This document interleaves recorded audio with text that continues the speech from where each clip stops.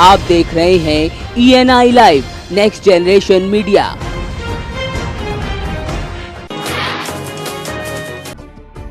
प्रदेश में बिगड़ी कानून व्यवस्था को सुधारने के लिए सरकार अब तक कोई ठोस कदम नहीं उठा पाई है, तो पिछली सरकार पर ही कानून व्यवस्था का ठीकरा फोड़ना शुरू कर दिया गया है। हरदोई में प्रदेश के कानून मंत्री ब्रजेश पाठक ने आपराधिक घटनाओं पर चौंकाने वाला बयान दिया है। उन्होंने कहा कि भारतीय जनता पार्टी अपराधियों के खिलाफ सख्त है, लेकिन पिछली सरकार में जो आपराधिक तत्व शामिल थे वो अब भेस बदल कर इस तरह की घटनाओं को अंजाम दे रहे हैं। उनको चिन्हित कर लिया गया है। उन्होंने कहा कि अपराधियों को बख्शा नहीं जाएगा।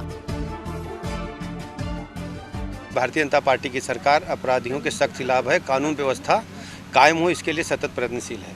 लेकिन पिछली सरकार में जो लोग अपराधी तत्व शामिल थे वो लोग भेस बदल करके इस तरीके की घटनाओं को अंजाम दे रहे हैं। उनको चिन्हित कर लिया गया है और कड़ी से कड़ी सजा दी जाएगी। अपराधियों से कोई भी समझौता नहीं करेगा। हमारी सरकार का कोई भी विधायक, कोई भी सांसद, कोई भी मंत्री किसी भी परिस्थिति में किसी भी अपराधी के समर्थन में नहीं खड़ा। मैं दावे के साथ कह सकता हूं, अपराधियों को कड़ी से कड़ी सजा दिलाना माननीय योगी जी की सरकार का प्रथम कर्तव्य है। कन्नौज में पुलिस को गुमराह करने और लूट की घटना रचने वाले एक शख्स को उसके साथी के साथ पुलिस ने गिरफ्तार किया है। दरअसल गुरसाहिबगंज कोतवाली इलाके में 31 मई की रात पुलिस को सूचना मिली थी कि बोलेरो सवार बदमाशों ने लहसुन से भरे कंटेनर को लूट लिया। ट्रक के ड्राइवर ने पुलिस को बताया कि उसे नशीला पदार्थ खिलाकर बदमाशों ने ट्रक लूट लिया था, लेकिन जाँच में पुलिस को पता चला कि ट्रक ड्राइवर ने खुद ही लूट की कहानी रची थी। फिलहाल ड्राइवर ने अपने जुर्म कबूल लिया है। जो घटनाक्रम था वो संदिग्ध लग रहा था। इनसे पूछताछ की गई तो फिर इन्होंने ही बताया कि ये घटना इन्हीं के द्वारा कराई गई थी, इसमें ये शामिल थे और वो लहसुन 60 बोरी पूरा बरामद हो गया है। इनके द्वारा स्वयं बताया गया कि इनका एक साथी था जो अभी फरार है, उसके साथ मिलकर के इन्होंने लहसुन जाकर के बेच दिया था मार्केट में, वो रिकवर हुआ है। और साथ में जो है वो ट्रक को यशोदा चौकी थाना गुरसाहिबगंज में छोड़ करके ये लोग भाग गए थे, फिर गोली खरीद करके बेहोशी का नाटक किया था। तो इसमें इन दोनों को गिरफ्तार कर लिया गया है, माल बरामद हो गया है। एक व्यक्ति अभी फरार है, उसकी भी जल्दी गिरफ्तारी हो जाएगी। तमाम प्रशासनिक सक्रियता के बाद बस्ती के ग्रामीण क्षेत्रों में कच्ची शराब का कारोबार फल फूल रहा है, लेकिन अब इसके खिलाफ स्थानीय पुलिस ने मोर्चा खोल दिया है। बस्ती के छावनी थाना क्षेत्र स्थित कई गांवों में संचालित कच्ची शराब की भट्टियों पर कार्रवाई की गई। घाघरा नदी के पास अवैध भट्टियों को नष्ट किया गया। इस मामले में एसपी बस्ती ने कहा कि अवैध शराब कारोबार करने वालों को बख्शा नहीं जाएगा।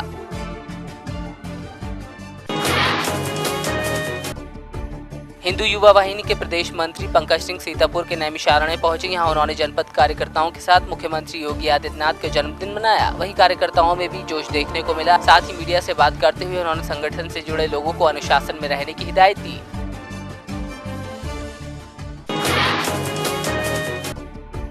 केंद्र सरकार के 3 साल पूरे होने के मौके पर उन्नाव के GIC ग्राउंड में विधानसभा अध्यक्ष और प्रभारी मंत्री रामावती शास्त्री ने केंद्र सरकार की 3 साल की उपलब्धियों को गिनाया। इस दौरान सदर विधायक समेत स्थानीय सांसद साक्षी महाराज और तमाम नेता मौजूद रहे। उन्नाव जिले की कोतवाली हसनगंज क्षेत्र में मुखबिर की सूचना पर क्षेत्राधिकारी स्वतंत्र कुमार सिंह की अगुवाई में एक इनामी अपराधी को पुलिस ने गिरफ्तार किया है। पुलिस की माने तो आरोपी कई बड़ी वारदातों को अंजाम दे चुका है।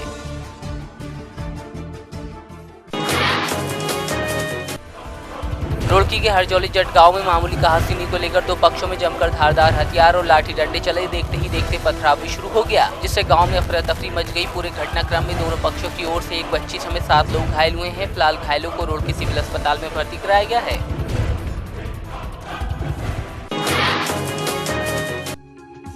मुक्तसर में विश्व पर्यावरण दिवस के मौके पर शिक्षा विभाग और समाज सेवी संस्थाओं की ओर से एक मैराथन का आयोजन किया गया। ये मैराथन गुरु गोविंद सिंह स्टेडियम से शुरू होकर शहर के प्रमुख मार्गों से होती हुई गुरु गोविंद सिंह पार्क में समाप्त हुई। मैराथन में विद्यार्थियों और अधिकारियों ने हिस्सा लिया। पहले, दूसरे और तीसरे नंबर पर आने वाले प्रतिभागियों को सम्मानित भी किया गया।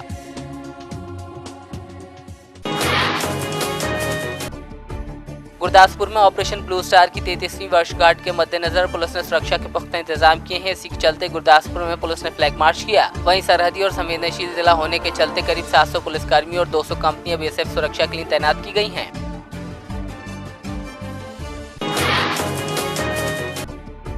उमरिया जिला मुख्यालय में युवा कांग्रेस के प्रदेशाध्यक्ष ने आदिवासी अधिकार यात्रा निकालकर सभा का आयोजन किया और भाजपा सरकार की नाकामियों को गिनाया। इस मौके पर देश के प्रधानमंत्री और भाजपा के राष्ट्रीय अध्यक्ष अमित शाह को रंगा बिल्ला की मिसाल दी गई। इतना ही नहीं, प्रदेश के मुखिया शिवराज सिंह चौहान को कंस और शकुनी का वंशज कहा गया। वहीं पूर्व विधायक अजय सिंह ने बताया कि 7 जून को जिले में कांग्रेस प्रदेशाध्यक्ष अरुण यादव और नेता प्रतिपक्ष अजय सिंह राहुल पोल खोल अभियान शुरू करेंगे।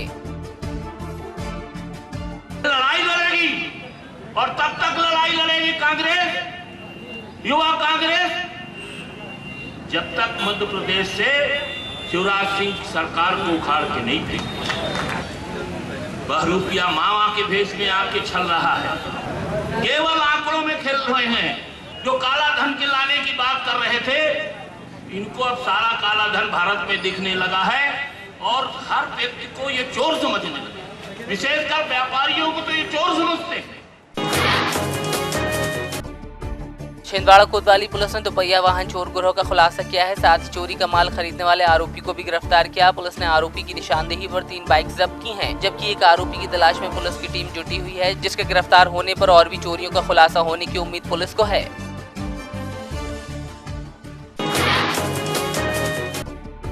सांगली के इस्लामपुर में एक अनोखी शादी देखने को मिली। इस शादी में दूल्हा दुल्हन 700 आम के पौधे लाए और उन्हें शादी में आए मेहमानों को भेंट किया। इतना ही नहीं, इन पौधों को अपने घरों और खेतों में लगाकर देखभाल करने के लिए कहा गया। दूल्हा धैर्यशील पाटिल पेशे से इंजीनियर है, तो वहीं उनकी दुल्हन स्वाति पाटिल मुंबई में नायब तहसीलदार के पद पर तैनात हैं। पर्यावरण दिवस पर नवदंपति के इस कदम की सभी लोग सराहना कर रहे हैं।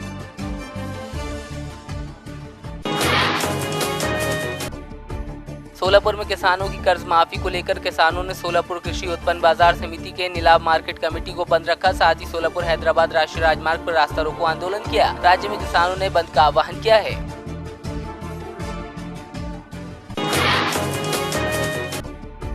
सोलापुर में किसानों ने कर्ज माफी और फसल का उचित भाव दिए जाने की मांग को लेकर बाजार बंद रखा। साथ ही गांव के सभी किसानों ने सामूहिक मुंडन किया और फिर मुख्यमंत्री के पुतले की शव यात्रा निकाली। किसानों ने मुख्यमंत्री का पुतला फूंकते हुए अपना विरोध जाहिर किया, तो वहीं किसान गांव में पीने के पानी की टंकी पर चढ़कर हंगामा करने लगे।